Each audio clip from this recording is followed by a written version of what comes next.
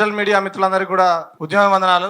ఈ డిజిటల్ మీడియాలో పనిచేస్తున్నటువంటి వాళ్ళల్లో సగానికి పైగా తెలంగాణ ఉద్యమంలో మేమంతా కూడా కలిసి పనిచేసినాం.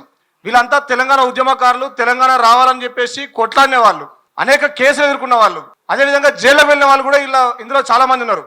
ఇక్కడ ఉన్న వాళ్ళంతా కూడా చదువుకున్న వాళ్ళు, పీజీలు, పిహెచ్డీలు, ఎంటెక్లు, బీటెక్లు, డిగ్రీలు చేసిన వాళ్ళు. వీళ్ళంతా కూడా తెలంగాణ ప్రజల యొక్క సమస్యలను ప్రభుత్వాల దృష్టికి తీసుకుపోవాలి, సమస్యల పరిష్కారంలో తమ వంతు పాత్ర పోషించాలని చెప్పేసి తమ జీవితాలను త్యాగం చేస్తూ ఇక్కడ వీళ్ళు ఈరోజు డిజిటల్ మీడియా నడుపుతున్నటువంటి వాళ్ళందరూ కూడా. అయితే ముఖ్యమంత్రి గారు మాట్లాడిన మాటల్లో ఒక అంతరార్థాన్ని మనం అందరం కూడా అర్థం చేసుకోవాల్సిన అవసరం ఉంది. ఏం మాట్లాడుతున్నాడు?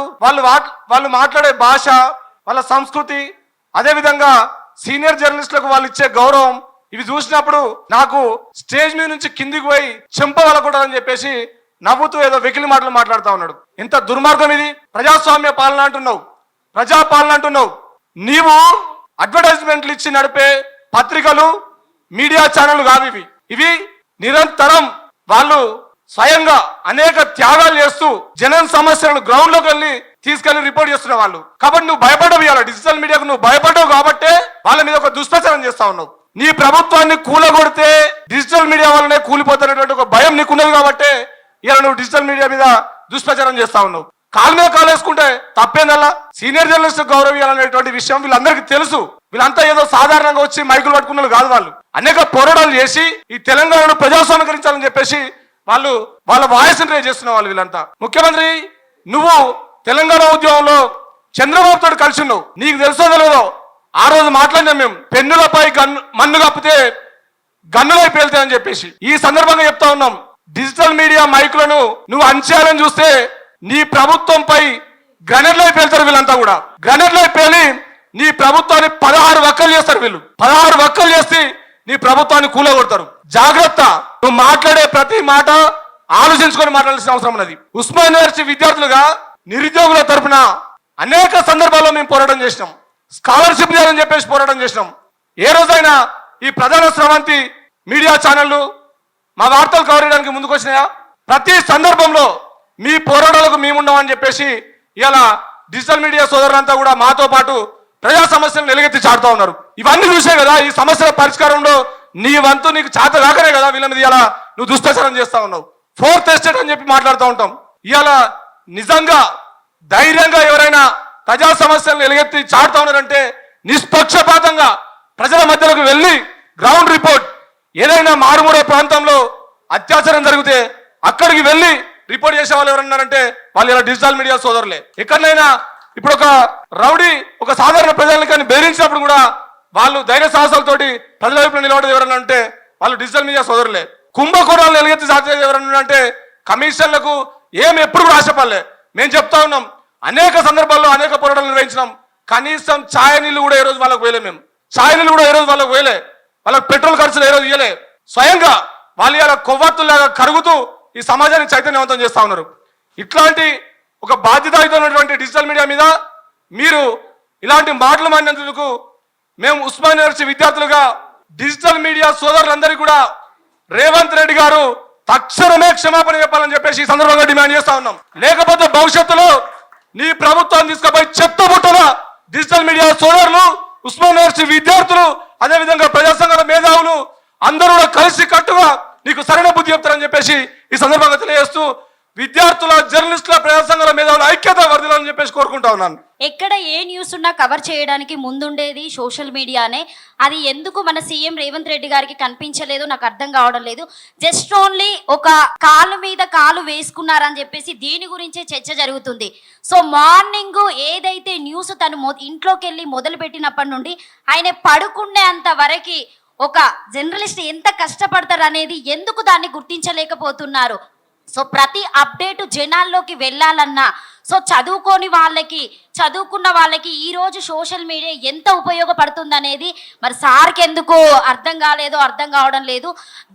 గంటలు నిలబడి తొక్కిసలాట్లో పట్టుకొని కెమెరాలు పట్టుకొని వాళ్ళ మైకులు పట్టుకొని వాళ్ళు ఎంతవరకు కష్టపడతారు అనేది ఒక నిమిషం ఆలోచించాలి. మాట్లాడేటప్పుడు మేము వేసినటువంటి ఓట్లతోని గెలిచినటువంటి వ్యక్తి ఈరోజు మిమ్మల్ని ప్రతిరోజు ప్రతి క్షణము మిమ్మల్ని చూపిస్తున్నామంటే మా కెమెరామ్యాన్స్ అయినా కావచ్చు, సో మా జర్నలిస్టులు అయినా కావచ్చు, యాంకర్స్ అయినా కావచ్చు, సో ప్లీజ్ రిక్వెస్ట్, మీరు తీసుకున్నటువంటి మాట ఏదైనా కావచ్చు మా అందరినీ కదిలించింది. ఒకే ఒక మెసేజ్తోని ఈరోజు ఇంతమంది మేము ఏకమైనాం, మేమందరం కలవడానికి సిద్ధమైనాం. బట్ ఇంతమందికి మా దగ్గర ఇంకా వేల మంది ఉన్నారు, మేమందరం దలుచుకుంటే మీడియా వాళ్ళము.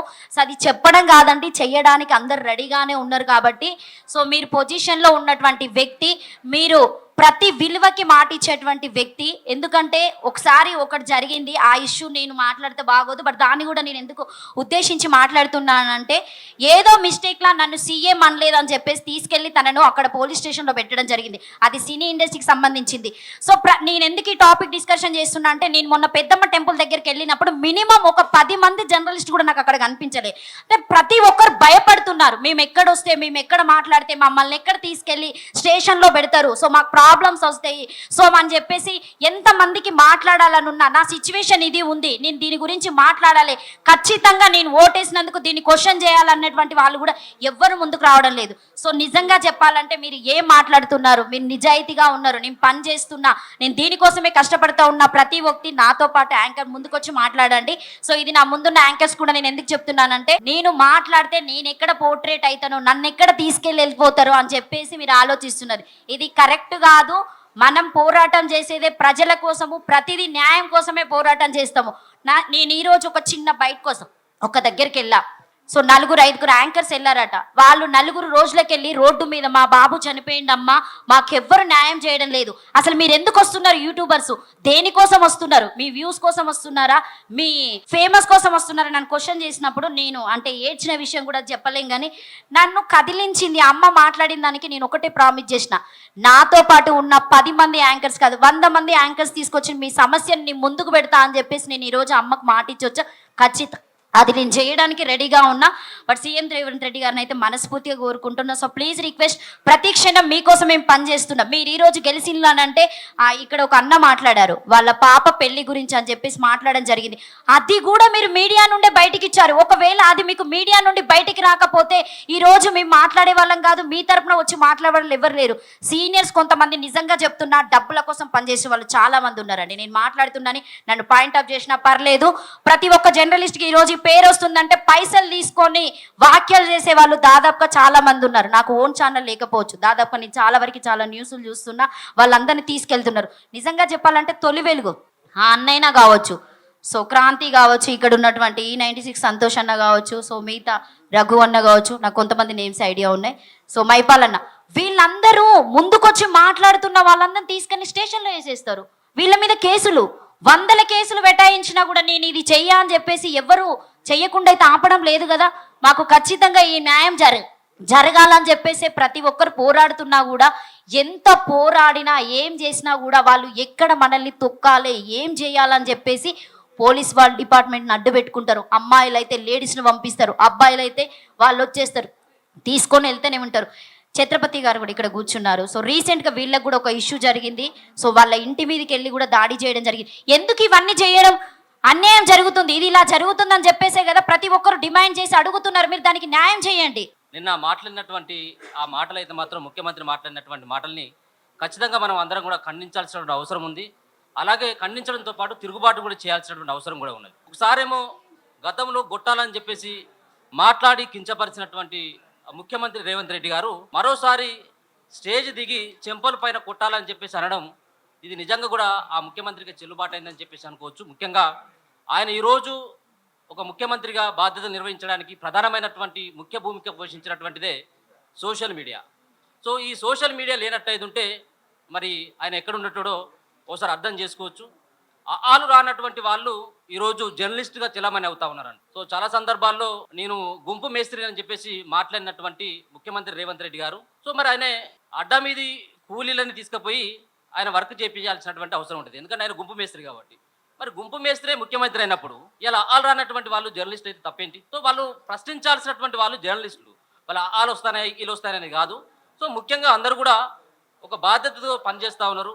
సోషల్ మీడియాలో ఈ రోజంతా కూడా ఆ యుగమే నడుస్తూ ఉన్నది. మీ మెయిన్ మీడియా అంతా కూడా ఒక రకంగా మీకు ఊడిగం చేస్తూ ఉంటే ఇలా సోషల్ మీడియానే ప్రశ్నిస్తూ ఉంది. దానికి చాలామంది ఛానల్స్ వాళ్ళు ఎంతో వ్యయ ప్రయాసాలకి ఓర్చుకుంటూ మీరేమో ఆ భజన చేసేటువంటి మీడియాలను చూసాం. అదే భజన చేసేటువంటి మీడియాలేమో మీరు యాడ్స్ ఇచ్చేటువంటి మీడియాలు, మీ శాటిలైట్ మీడియాలు. మేము భజన చేసేటువంటి మీడియాలు కావు సోషల్ మీడియాలు అంటే బద్దలు భాషంగాలు చేసేటువంటి మీడియా అని చెప్పేసి తెలియజేస్తున్నాం.